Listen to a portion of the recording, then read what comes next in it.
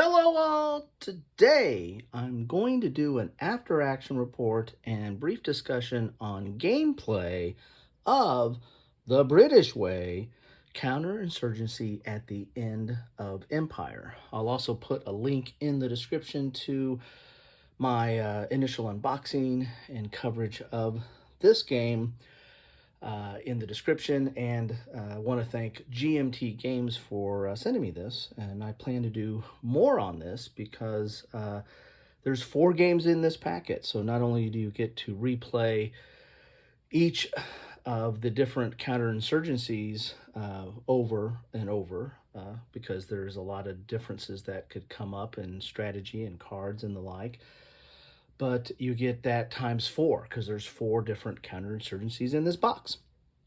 And again, go back to my earlier video and you'll get a little bit more on that.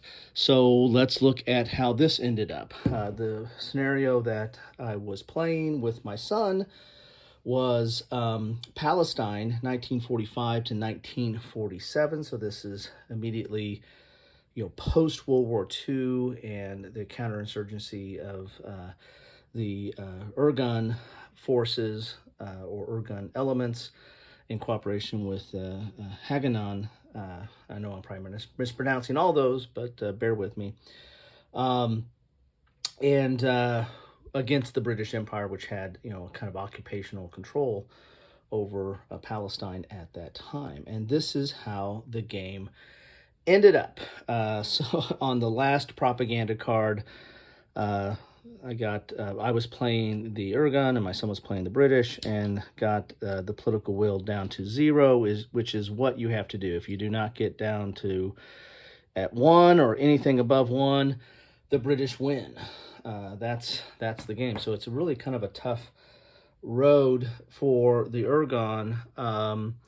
This was the final situation here where we had a lot of terror in Tel Aviv, had terror and sabotage in Jerusalem, had sabotage in Haifa, and then had sabotage of a railroad in Galilee. So I actually had 17 points at the end here that got me down because I was at 17 on the political will going into this. So I hadn't done much, right? Because the British start off at 18, and I was at 17 going into the last propaganda card. What was I doing? Well, the first propaganda card, by the time the first propaganda card came up, I lowered the political will by 5, a net of 5, and I'll go into a little bit about how some of that is calculated. But then before the second propaganda card, my son with the British had done a number on me and had put quite a few of my cells in prison and limited my ability to do stuff on the board. And so he was able to get the political will back up to 17 before when we went into the third and final stage of the game. So I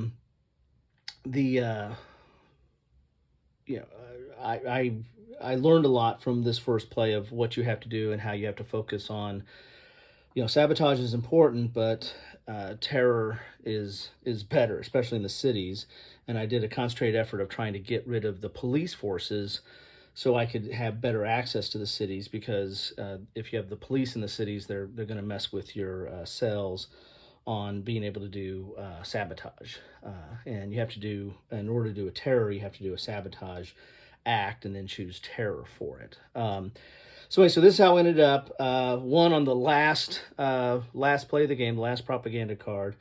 But this was my first play of this coin game. I've played other coin games, but this was my first play of the British Way and of this game of the British Way, which is the Palestine element or scenario or game, because these really are kind of 4 separate games in the box.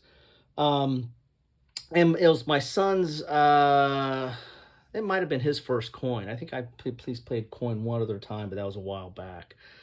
But it was definitely his first time playing this and first time playing coin in quite a long time.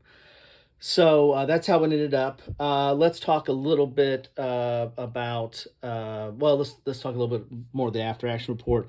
On the Hagnon track, he tried to negotiate quite a bit and was successful on one negotiation of moving this track down, and then I did this when I rolled a 6 for terror in Tel Aviv, and then that moved this terror track down, and then I think I moved it down on another terror on a previous roll as well. So that's how this track goes down. And when you go out of the 4 and 3 space, then what you have available here go on this track, so you lose them. And so that limited my ability too. So I had to do what I had to do with less at the very end there. So let's talk a little bit about gameplay. This plays like your standard coin. And plays, it's a 2-player coin. So the first 2-player coin that I had played was Colonial Twilight, and it had a little bit of a different system on how you did initiative. They kind of changed that up a little bit with this initiative track here. It makes it a little bit simpler. There was like this triangle thing that you did in Colonial Twilight, and I think that actually took that same 2-player type mechanism, added it on to some of the other games as an option. I can't remember which ones I have, but I think I have it. But the way you do initiative here is you're going to have a deck of cards that are unique to each one of the different 4 games that are in here. This is the Palestine deck, and you're going to seed in 3 propaganda cards. And so when you draw the 3rd propaganda card, if you're not at 0, if the Urgon's not at 0, then the British automatically win. And so you can see there's a couple of cards left out there because the way these are seeded, they're seeded with 3 other cards, so you don't know when the game's going to end.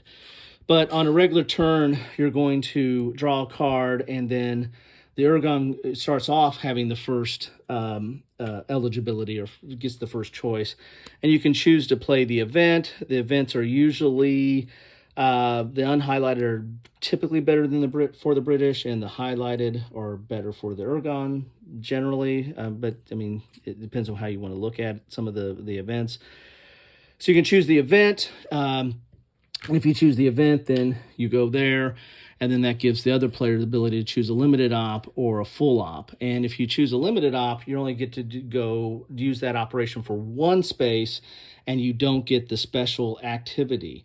Why would you ever do that? Well, because that gives you first up the next time around. So then these go back to here. So whoever's further to the left is going to get first choice on the next card. So there's a little bit of gamesmanship, and kind of placing yourself in the ability to choose the better card. Some of the events were really bad for the Urgon.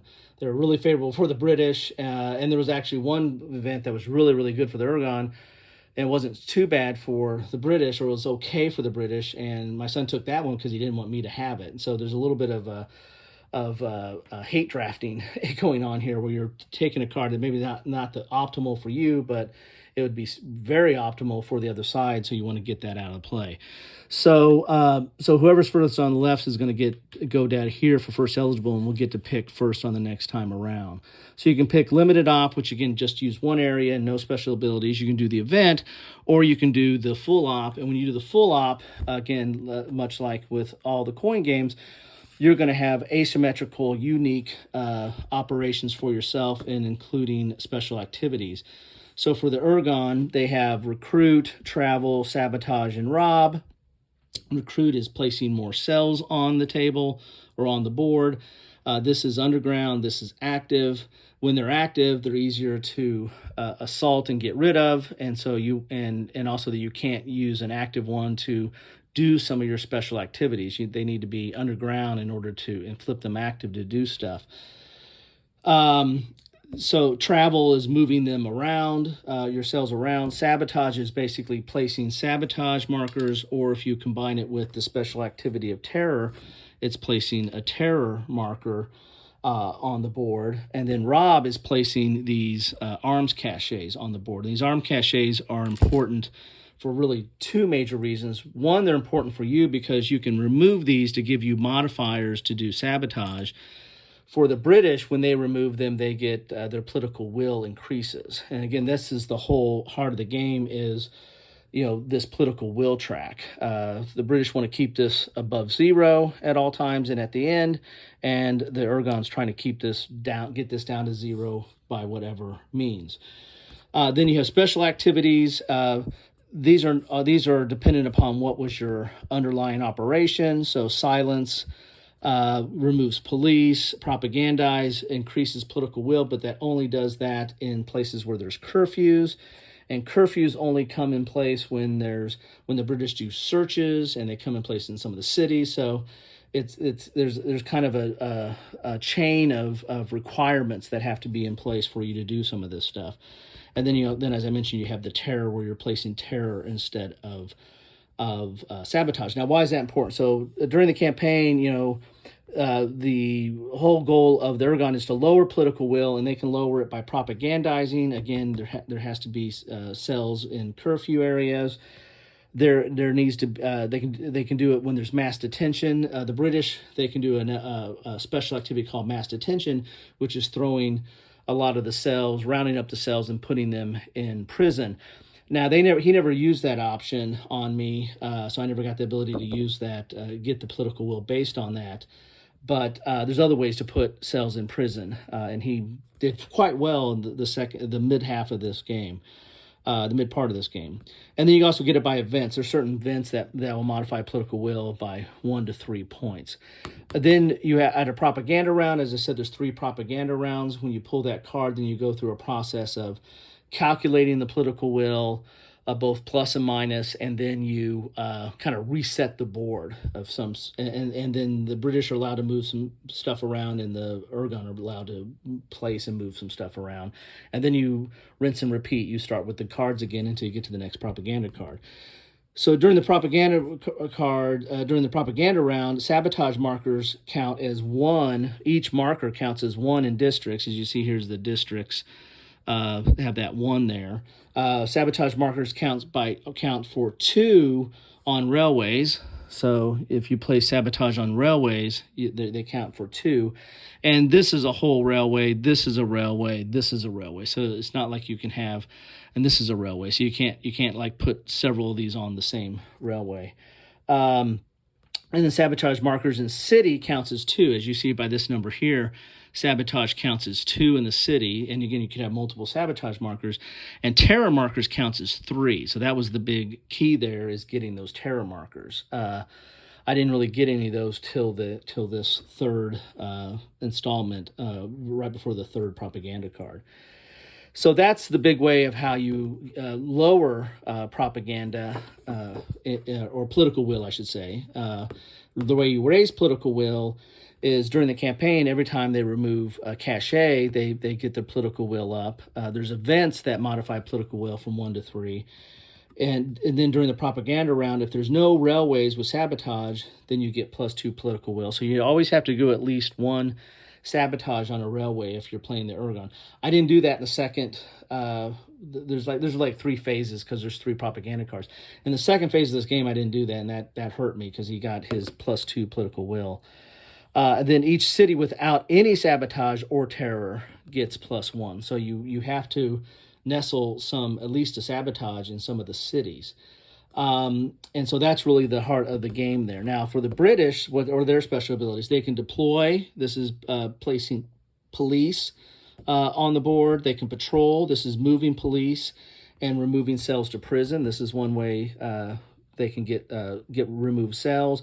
They can search. You move troops and then activate these underground cells based on the number of troops you have, and then you place a curfew in cities.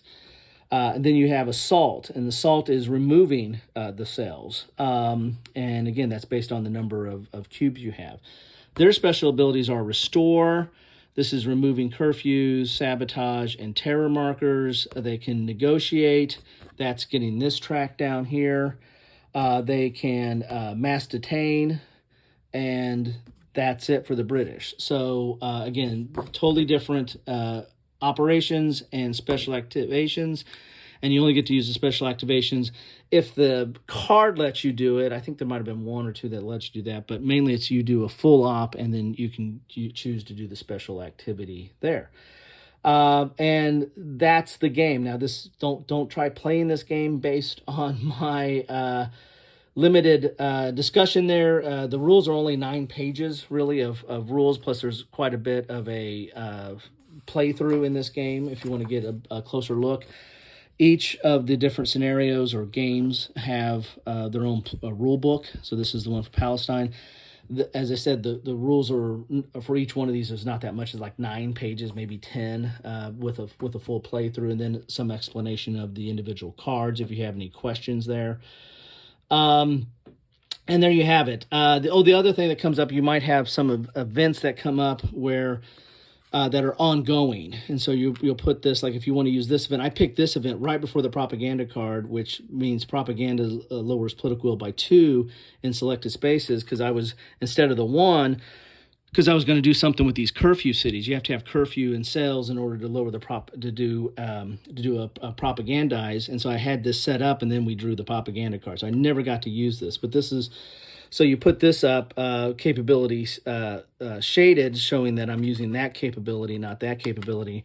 My son used this to great effect. He had an Intel chip there. And Intel chips are something that the British can use. They can discard and use those. They're kind of like a limited currency, but they can use that for some of their operations. But he had this one, which is capability unshaded, so he was using this. Assault removes 1 ergon piece per troop. Normally, you have to have at least 2 troops to remove an ergon piece. He got that one early, and that was brutal because that changed the math. And so he only had to have, he could do 1 for 1 on removing my activated cells. And that was another way for him to get rid of them and put them in prison, and he didn't need to do mass detention because he was decimating me through that card right there. And I got this one, never got to use it. So anyway, that's a quick look at the British Way, Palestine, 1945 to 1947.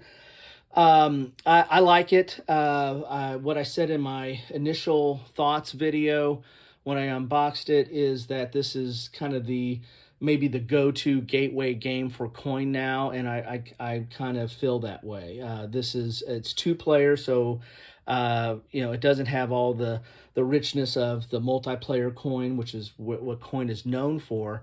But it's a good way to. I mean, how often do you get 3 or 4 people to a game table and have the time to teach them 4 different ways to play the game? Because there are 4 different ways to play this. Each one of these operation charts are completely different for each one of the factions you play. So having a 2-player game, I think, makes it a little bit more accessible. I think the rules are streamlined down.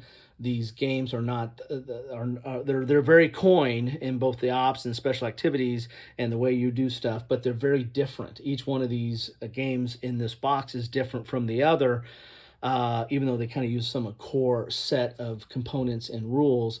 And this is a great introduction to coin. You get a real feel for coin and some of the uniqueness of that system at a very accessible price point, both in time and money in that case, because you get 4 games in this box. So my initial thoughts on this is being maybe the go-to coin game to introduce someone to coin.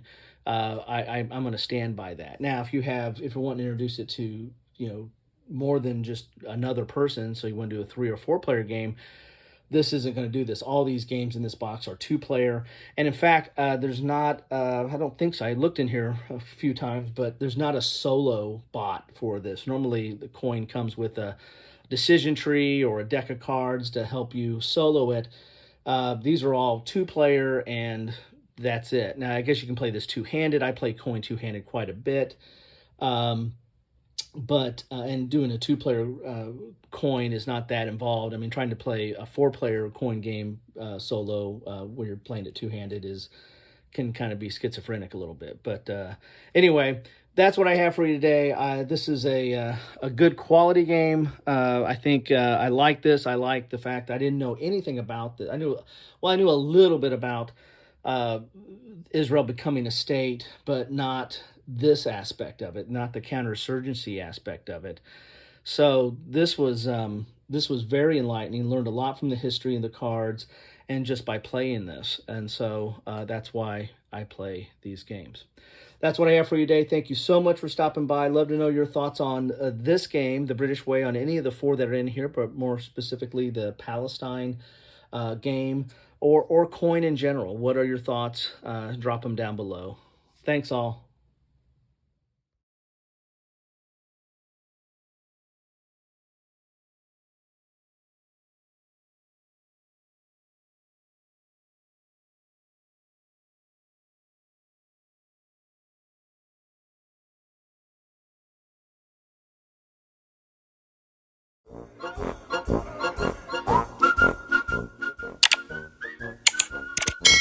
Thanks for watching.